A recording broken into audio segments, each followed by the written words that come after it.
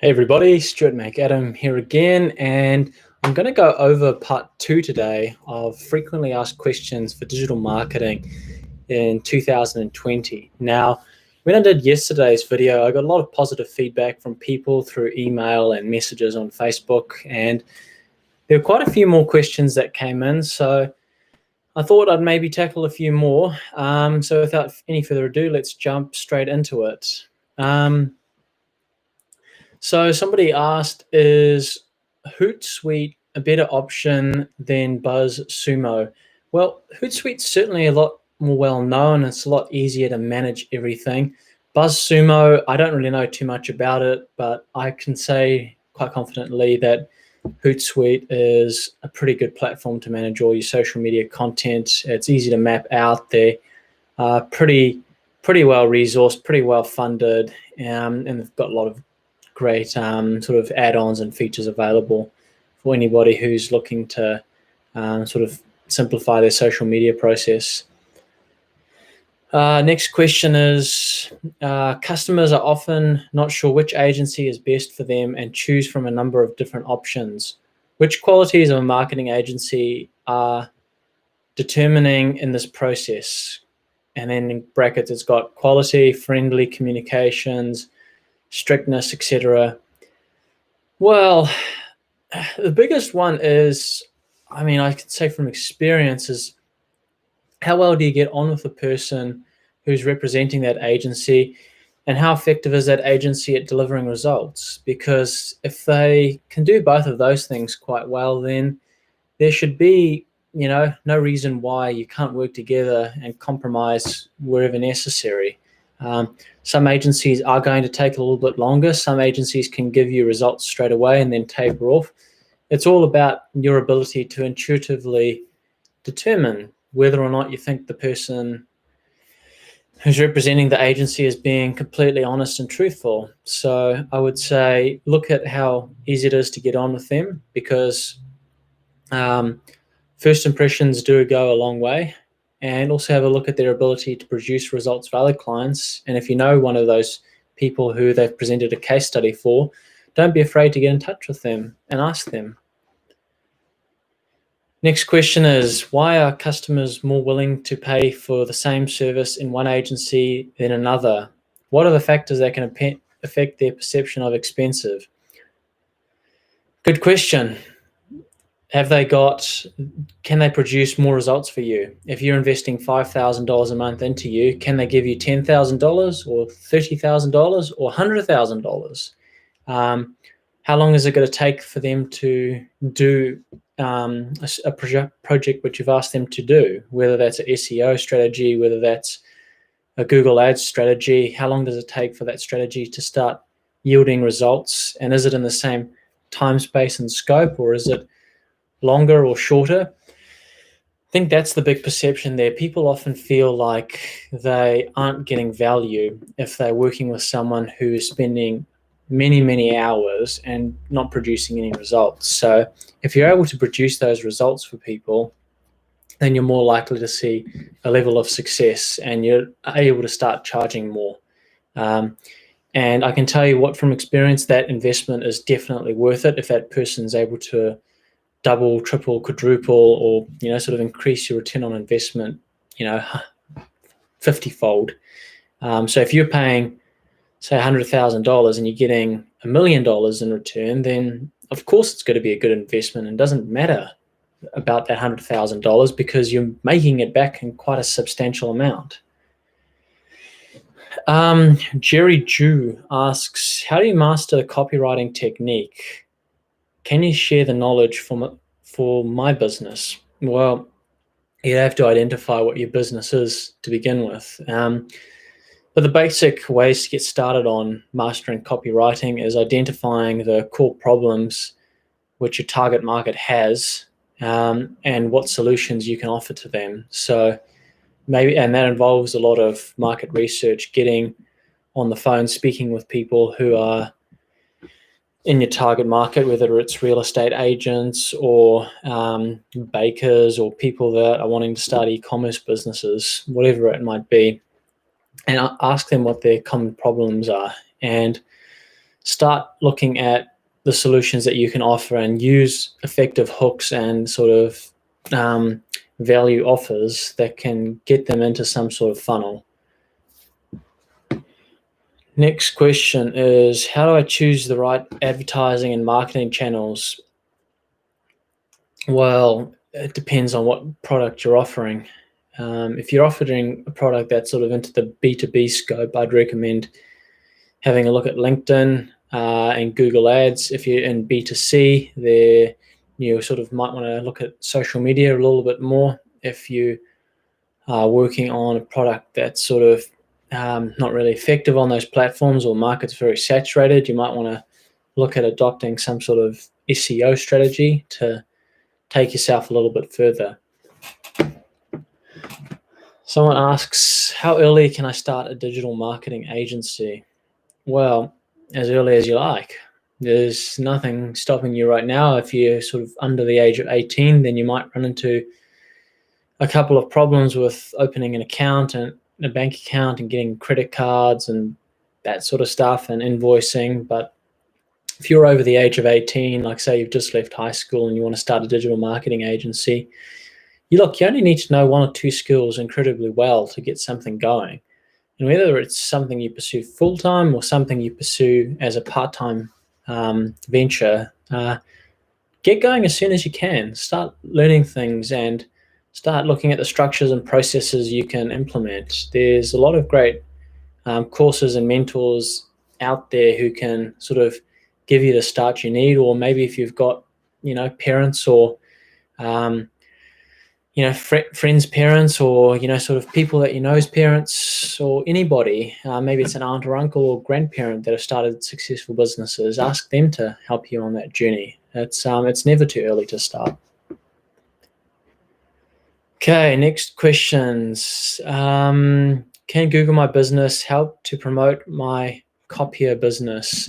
Yes, absolutely it can. Just make sure you're including the right keywords and provide a bit of useful information to people that could be looking that stuff up. Keyword research there is huge. Google My Business thrives on that sort of stuff, so have a look there and incorporate it into your Google My Business page. Okay, someone asks here, why should I use digital marketing for my e-commerce business? Well, because it works.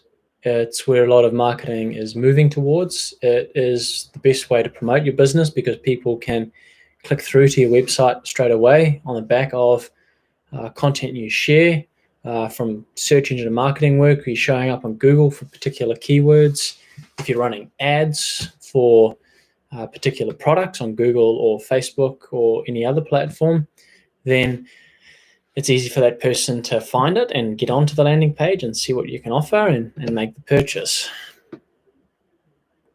So next question is it better to hire someone to handle sales and marketing in a small business, or should you do it yourself? Look, I'd say at the beginning, if finances are tight, do it yourself. Do a couple of courses on sales.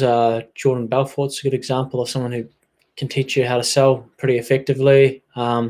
Grant Cardone's kind of like a bit of a hybrid model for sales and marketing. You can look at Sam Ovens, Consulting Accelerator. He's pretty good at offering advice on how to sort of be more effective in marketing your business and improving your sales. He's got a really good sales script as part of his Consulting Accelerator course.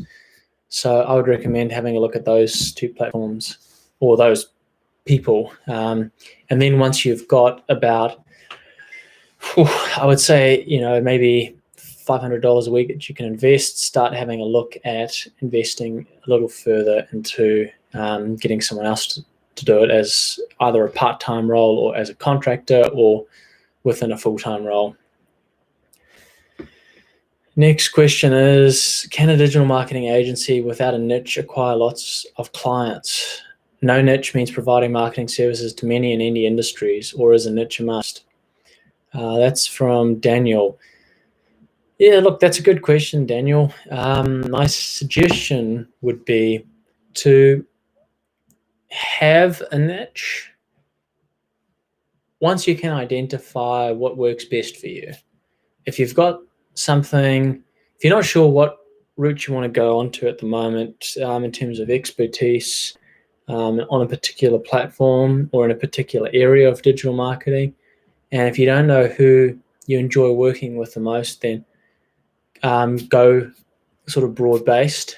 But I would always recommend you sort of specialize in 2 or 3 things, or know 2 or 3 things incredibly well, as opposed to a whole range of different things, because otherwise you can never really deliver exceptional results for your clients in a way that people that specialize in a tiny amount of things can. How much does a marketing coordinator make? That's from Rafi. It depends what you're doing. There's some things that are,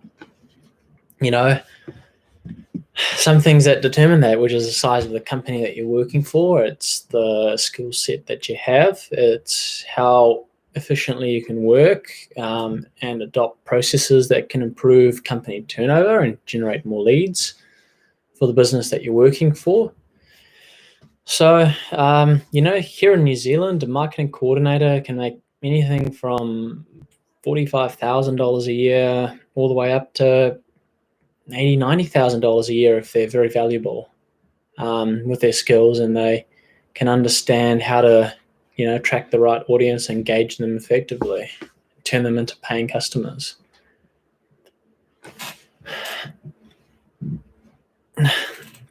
Next question is, what are the company types that have huge marketing departments?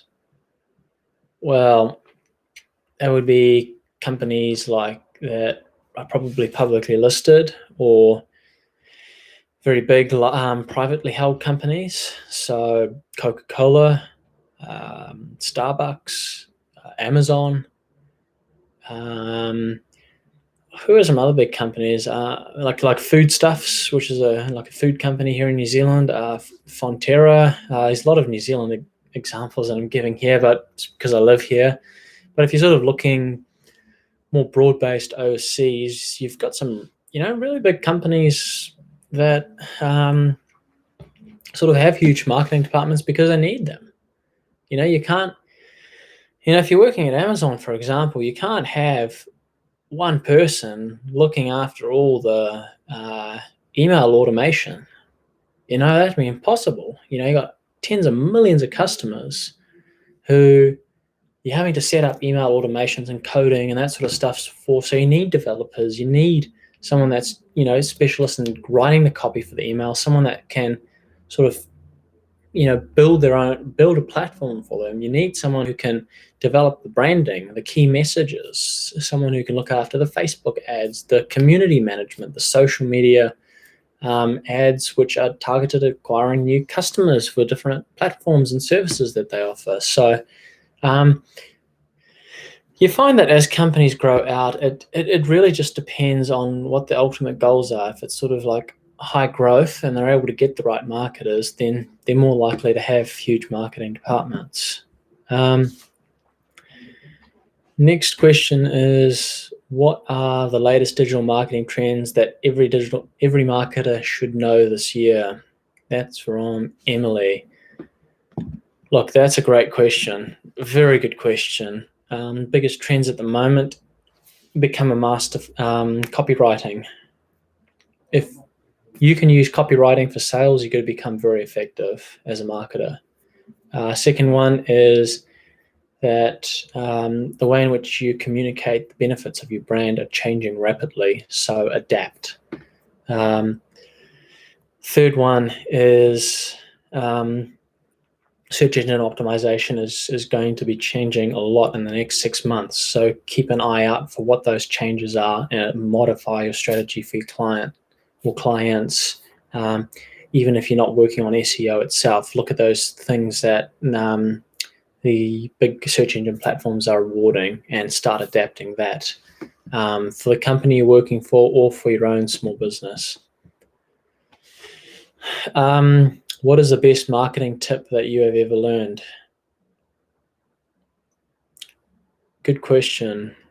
It would be, what is the problem the market that you're in, or your client's in, and what's the solution that you can provide that meets that addresses that problem for a client. What do marketing agencies do when they lose a deal? Well, they evaluate. It depends how far you get with the deal, or with that potential client. If it's you get right to the end and they decline you, and it's becoming a frequent thing, you might want to have a look at those final stages of how you're negotiating that deal and what exactly it is that is stopping you from getting over the line. And if someone's saying we're just preferring to go with the other person, then it might come down to how your team member, or how you are presenting yourself in those meetings in the final stages of negotiation. Are you someone who's presenting yourself as a valuable asset that can add benefits and help the client grow their business, or are you someone who is just looking to make is there for the money?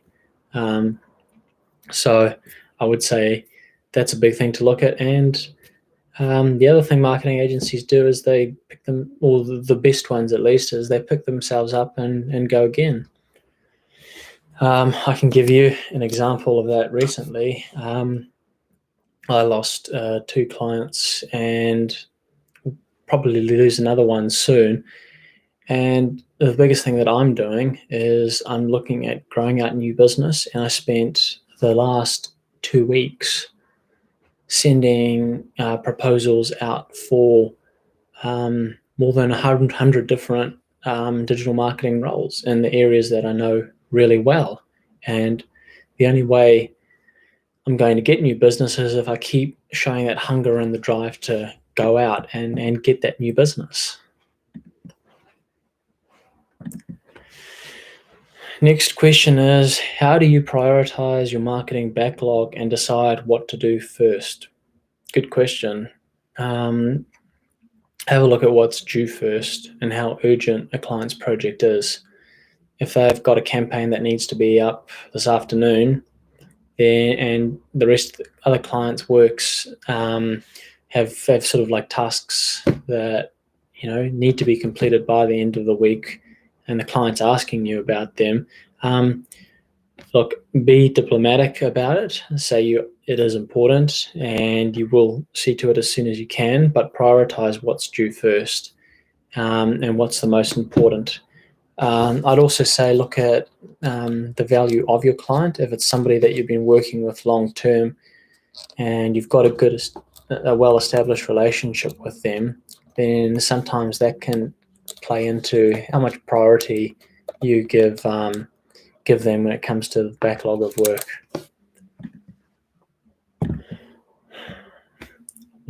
Someone asks, what hack do you use to save money on digital marketing? I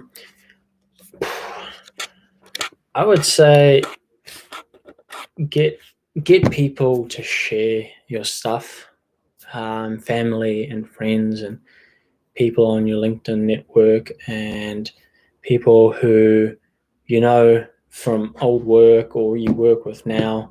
That can often be a very effective way in reaching out to people organically. Do some invest in SEO. Look at ranking for a couple of particular keywords. That will take your business a long way, and you'll find that it's going to save you money in the long term if people are searching up keywords and find your website ranking well on Google and the other search engine platforms. Next question is, what are the best Facebook marketing tips? Good question. I'll cover this briefly because it's, if you wanted to go into depth, it's a very long question, and I could probably almost spend a couple of hours talking about how to do it properly. But the best thing you can do is to target, if let's just say you've got a budget of $20 a day, target 3 different audiences with 3 different written messages and 3 different creatives. So by creatives, I mean have a photo, have a carousel of photos and have a video. Target like 3 different audiences. Say you're living in the United States, for example, target the East Coast, the West Coast, and Central area. And just make sure that the ads are addressing a solution to something, or if the purpose is engagement, that make sure that the ad's engaging. That's sort of this, boiled down very simply. Dexter asks, what is the definition of a good marketing plan 2020? Well, there's a couple of things. It's got to be understandable. So if somebody, whether that's your client or whether it's one of your employees or whoever, let's just assume that they know nothing about marketing. If they were to pick up that marketing plan and go and implement it, it should be spelt out clear enough for them to be able to go and implement the plan, no problems at all. So that would be number one. Number two is that it identifies the business's current situation, and number three, it provides actionable solutions that can be implemented. It's got a good budget set aside that is sensible and sustainable based on the current company's current position. And it also has the creatives required to get started. So that was a good question. Next one we've got here is, what are the company types that often hire marketing interns? Well, I was reading the other day about AUT, which is the Auckland University of Technology here in New Zealand, and they've actually got a requirement for their graduates to go out and get work experience at a company, and it's quite a useful thing for them to have because graduates often struggle because there's so many business graduates and like engineering graduates and medical graduates and sort of BA graduates that are coming out every year. Quite a few of whom don't have relevant industry work experience, and to go out and find those places. I mean, I'm just up on their website right now. Here in New Zealand, some of the places that hire sort of students that are from AUT for work experience, whether it's paid or unpaid, is Vodafone, the Warehouse Group, Jacobson's, PricewaterhouseCooper, Farmers Trading, Auckland District Health Board, Perpetual Guardian, China Construction Bank, KVB Kunlun, and the New Zealand Breast Cancer Foundation, to name a few. So yeah, like you don't have to look too far to find companies that are willing to do it. And if you just go and reach out to a marketing agency, say you're just looking for unpaid work experience, the chances of a marketing agency taking you on, if they're a reasonable size, are better than you think. And if you've got that can-do attitude and that determination to sort of get some work experience, then it's going to give you a big advantage over the competition. And I know that kind of sort of digresses from the question just a little bit, but it does get you thinking about the value of doing that sort of stuff. So if you just sort of go and Google companies that do hire PR interns, the list's pretty big, and it just depends on city and region and country that you're in. Next question is, how do you research a global marketing channel strategy for a product? Well, do some market research have a look at what's being searched for in those different countries. Say your product is online training course for digital marketing, email marketing. Have a look at what people are searching for in regards to email marketing. Look at their common pain points, writing emails that aren't opened, try and improve their subject line, keep on ending up in the spam folder or promotions tab on Gmail, and work your way out from there. And after that, have a look at just really the culture and what people do respond to. Like what works well in New Zealand is not always going to work well in Australia, and what works well in a country like Japan is maybe not going to be as effective as a country like the United States, because the culture is completely different. So just have a look at how you are presenting it, your product, and then go from there. Okay, next question is, what is the best way for an asset management firm to leverage social media and the internet to raise assets? Well, and that's from Alex. Well, Alex, that's a good question. I would say communicate the benefit that your clients have gotten from working with you. Have some case studies, some video case studies, or some written case studies about the process that you follow and how you can benefit the people that are working and joining your organization.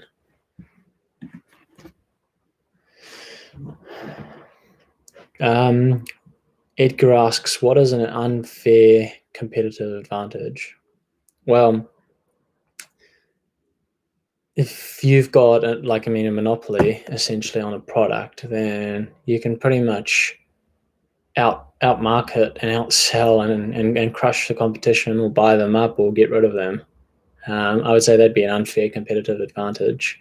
There's been a couple of companies over the years that have done that.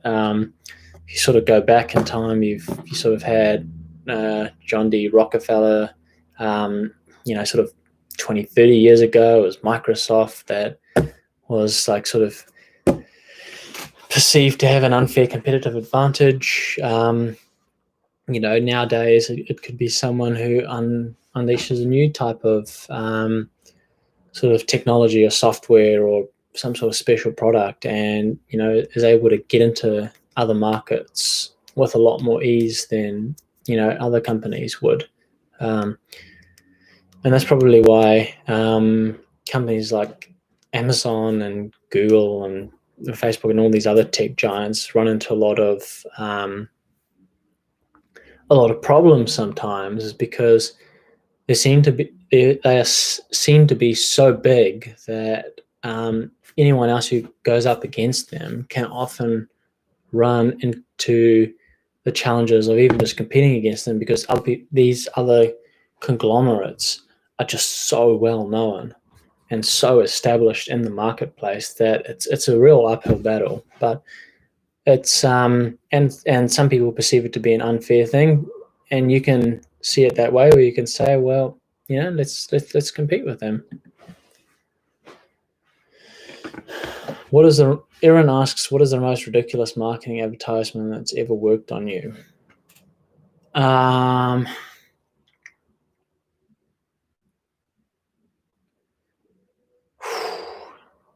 That is an interesting one. I would say it would be, there was one time when I went to and downloaded an app, and their slogan was "Come and win," and I didn't win, but it was quite a clever marketing phrase that it did seem to work. Maybe it was just because I was a little bit tired that it it worked, but it's a bit embarrassing to think about it now, actually, but it worked at the time. Next question is, how can I promote my digital products through Pinterest in 2020? That's from Leah. Look, marketing on Pinterest is, or promoting your digital products is, I wouldn't recommend Pinterest as a platform. It's good sort of for organic outreach. So just including links to the digital products that you sell is probably a good start. But in terms of going, just really going for it, I wouldn't recommend it.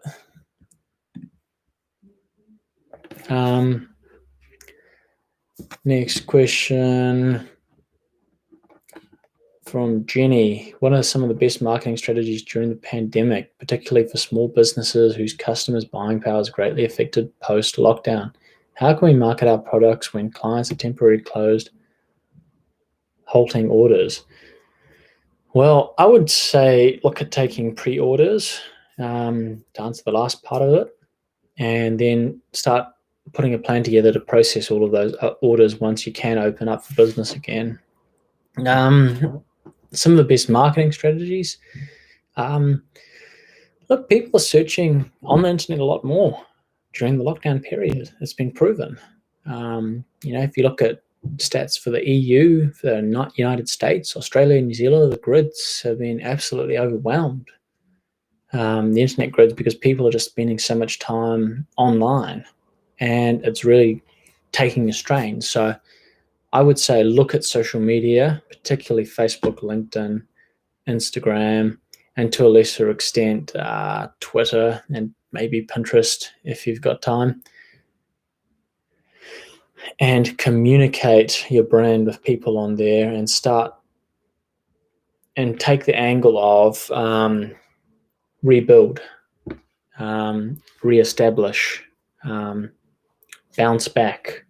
Look at those key buzzwords that can really strike a nerve with people. Next question is, I want to start a social media marketing company. How do I get started? That's from Sanjay. That's a good question, Sanjay. First thing I would say is look at the social media platform that you want to master and become obsessed with learning everything you can about the platform, from content posting to how to get better engagement to the advertising channels that those platforms offer, to finding out what sort of companies do really well on those platforms and start reaching out to them. And then look at, of course, your price points and how much you're going to charge each month and that sort of thing for it to be sustainable and worthwhile. Here's an interesting question. Bo, are propaganda and advertising the same thing? Well, it depends what your view of propaganda and advertising are. I would say advertising is communicating your brand, and propaganda would be something which is biased and misleading, and not entirely truthful. So is some advertising propaganda? Yes. Does that mean all of it's propaganda? No. I think the best products in particular are not in that category, or the best types of marketers. I'm going to leave that there for now. I've gone through quite a few questions today. I hope you found that this session today to be quite useful. Just wanted to remind you, if I'm just typing it into the comment section now, that if you did find this video useful, just please subscribe to my YouTube channel on the link below. I try and put a new video out every couple of days, doing a lot of Q&As at the moment, because it seems like a lot of people have got endless amount of questions, and I've got a very limited amount of time, and I can't just type everything out in one go. Otherwise, I'd be here for a couple of days. So doing YouTube videos like this has been very, very helpful, and I hope you find it useful too in your journey as a small business owner or a marketing professional. So thanks very much, and we'll see you next time. Bye-bye.